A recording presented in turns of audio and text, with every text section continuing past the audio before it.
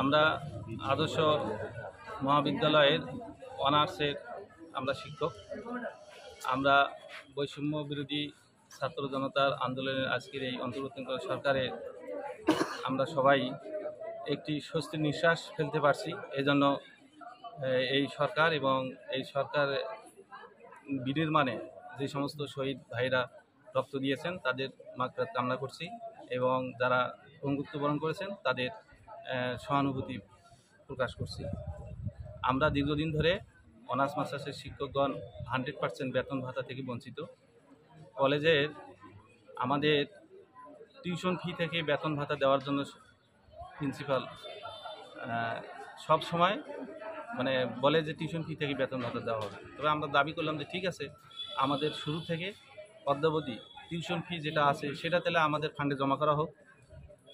অথচ tuition fee থেকে প্রায় 3 কোটিরও অধিক টাকা তারা সরাই নিয়ে এখন বর্তমান যে টিউশন ফি যেটুকু টাকা আসবে সেখান থেকে তারা বেতন দেবে। অথচ আমরা 16 বছর 10 বছর কেউ 7 বছর ধরে 10,000 7,000 15,000 টাকায় চাকরি করতেছি।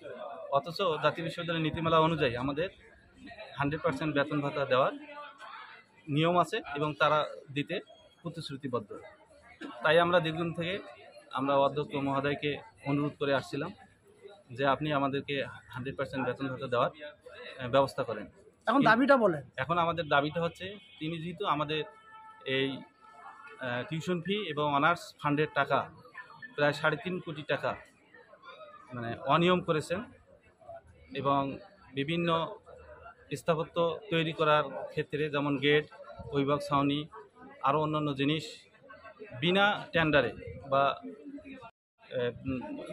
পরিদপ্তর বিজ্ঞপ্তি ছাড়াই তারা তৈরি করেছেন এবং ভেঙেও ফেলছেন, যাতে বিশাল অঙ্কের টাকা সেখানে আত্মসাৎ করা যায় এবং সেই টাকাগুলো তারা সেভাবেই আত্মসাৎ করেছেন।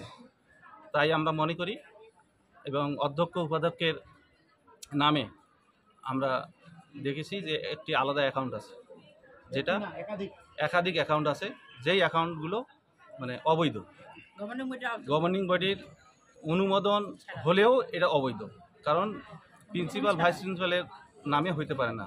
অ্যাকাউন্ট হলে প্রতিষ্ঠানের সভাপতি এবং প্রতিষ্ঠানের যিনি প্রধান থাকবেন তাদের নামে অ্যাকাউন্ট হবে। কিন্তু আমরা দেখতে পাচ্ছি যে প্রতিষ্ঠানের প্রধানের নাম ছাড়াই অ্যাকাউন্ট করা হয়েছে।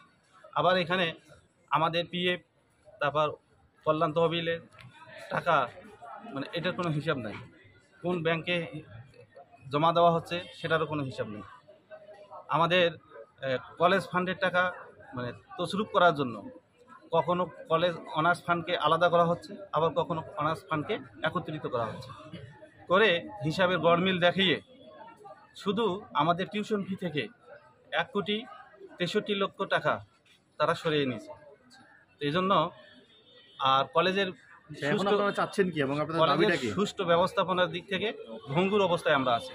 না শিক্ষার পরিবেশ আছে, না ক্লাস রুটিন ঠিক মতন পরিচালনা করা হয়, না ছাত্রছাত্রীদের ঠিক মতন শিক্ষা দেওয়ার ব্যবস্থা করা হয়, না লাইব্রেরি খোলা হয়, না আমাদের আওকা খোলা হয়। এই যে যাবতীয় বিশৃঙ্খল এবং আর্থিক অব্যবস্থাপনার কারণে আমরা আমাদের অধ্যক্ষ মহোদয়ের আমরা অপসারণ দাবি করছি। আর গতকালকেও আমরা এ বিষয়ে সম্মানিত সভাপতি থেকে শুরু করে জাতীয় বিশ্ববিদ্যালয়ের ভাইস চ্যান্সেলর পর্যন্ত আমরা একটি দরখাস্ত দিয়েছি। আজকেও আমরা তার অপসারণের দাবিতে আমাদের বিভিন্ন দপ্তরে সম্মানিত জেলা প্রশাসক বরাবরে আমরা একটি দরখাস্ত দিব যে আমরা অতি সত্বর এই অধ্যক্ষ অপসারণ চাই।